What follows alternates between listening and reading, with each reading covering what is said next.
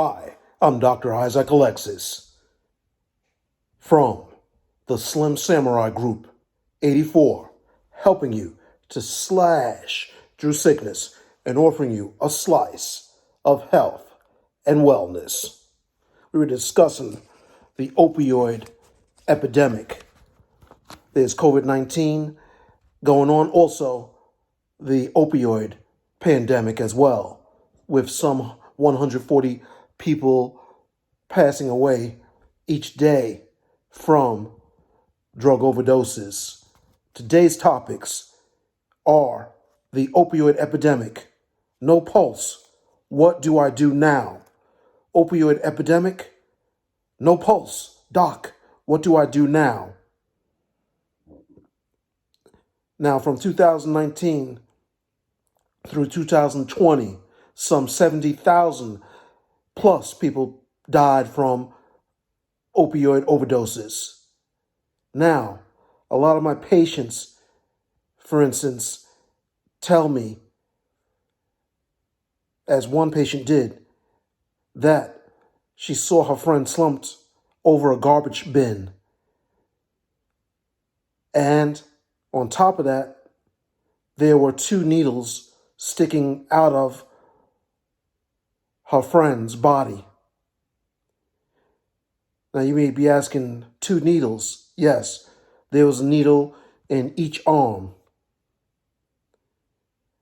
With tears running down her eyes, my patient related to me this story about her best friend.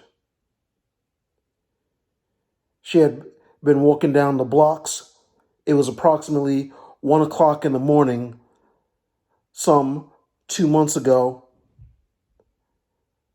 And she asked me, what would I have done in this situation? As she related to me, she did not know what to do. She related that she had carried Narcan on her person, and she actually took the Narcan out of her purse and administered it up her friend's nose. So I give her credit for that much. Now, she related to me, she having done that, still no response. And she asked what to do. She had called 911. But let's walk through this here in a systematic process. Well, you come across an unconscious person. There's needles sticking out of the arms. After administering Narcan from a possible heroin overdose, with that history that she related to me of 2 needles sticking out of the arms. After administering the Narcan up the nose, either the left or the right nostril, the next progressive thing to do, you want to check for a pulse, carotid in the neck or radial pulse, radial artery in the wrist. One important caveat to remember, very critically important, do not wait longer than 10 seconds. If no pulse, before the 11th second, begin CPR with effective chest compressions. And I'm going to go into that, what I mean by effective. Now, after calling 911, you want to perform cycles of chest compressions, 30 compressions and 2 breaths. You can have a mask that you can administer oxygen still, having a barrier device so that various communicable diseases, bloodborne diseases, are not spread. So you can still administer those 2 breaths after every 30 compressions. Now, you may be asking, Dr. Alexis, what do you mean effective chest compressions? These are chest compressions that are applied in the center of the chest, going down 2 inches minimum. Maximum will be 2.5 inches, but at a minimum, 2 inches. You want to allow, after compressing, you want to allow the chest to completely recoil. Compressions are the foundation. Let me put that another way. Effective chest compressions are the foundation of CPR because brain perfusion, brain blood circulation is affected in a very bad way if your chest compressions are not effective.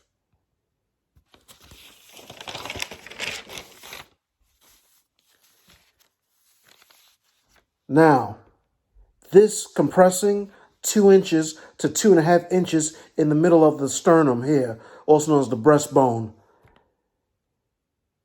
at its optimum depth will create what's called a negative intrathoracic pressure, which allows that heart to fill up with fresh oxygenated blood and allows the coronary arteries. You may be asking me, Dr. Alexis, what's coronary arteries? These are the arteries that feed blood, oxygen to the heart. The heart pumps blood to the organs of the body. It also pumps blood to itself, courtesy of the coronary arteries. You want these coronary arteries to be constantly thriving in a blood-rich, oxygen-rich environment so that there's no death to the heart.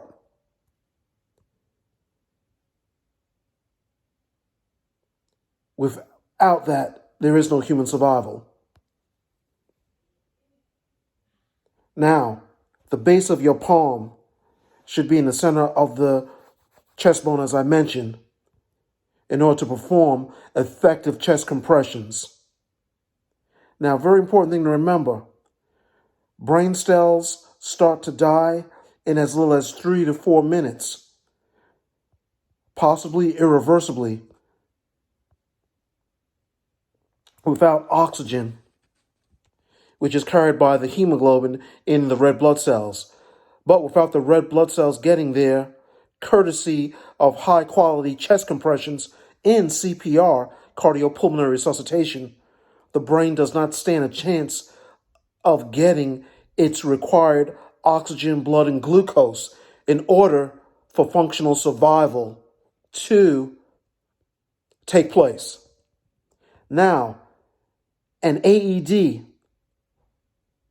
should be applied as early as possible to detect for cardiac rhythms that may be off course. Basically, what I'm talking about is a cardiac arrhythmia. That cardiac arrhythmia may need to be shocked. There must be an electrical cardioversion that takes place to get the heart back in rhythm so that the brain can receive adequate oxygen and blood supply.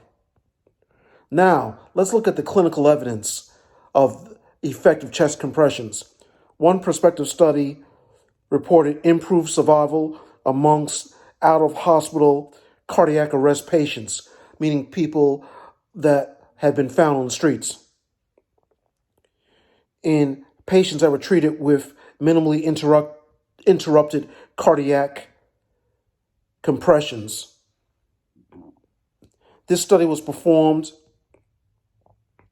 as urban and rural EMS and fire personnel in Arizona were being trained in the approach that advocated based on the American Heart Association 2005 BLS guidelines, which emphasize continuous chest compressions with minimal interruptions.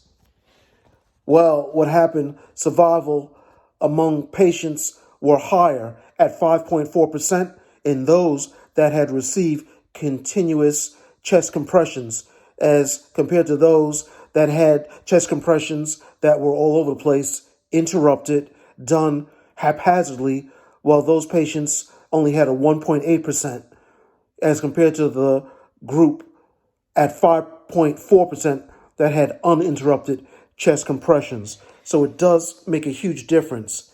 If in an opioid overdose, you see someone lying there on the ground unconscious, possibly needles in their arm, a needle may be in their neck. After shaking their shoulder twice, screaming, "Are you okay? Are you okay?" And no response after administration of Narcan in the nostril, either the left or the right nostril, a 4 milligram dosage, which should have effect usually within 8 to 10 minutes. If no response, begin after first assessing for a pulse, either in the neck, the carotid artery, or in the forearm, the radial artery. Do not wait longer than 10 seconds. Begin CPR. So that concludes my session today on the opioid epidemic. Doc, there's no pulse in my friend. What do I do next? I've given you all the information. Don't forget to click the subscribe, the like, comment on what you want me to discuss on medically for the next topic. Send this to 25 of your friends. We'll continue this series on the opioid epidemic and what to do in critical situations. Look in the link box below in the description. I offer one-on-one consults on how to save lives and what to do next at https://www.slimsamurai.com/. Don't forget to purchase health and wellness at Medicalwellness.blog. And hoping that you learned a lot in this module, I'm Dr. Isaac Alexis from the Slim Samurai Group 84, helping you to slash through sickness and offering you a slice of health and wellness. God bless.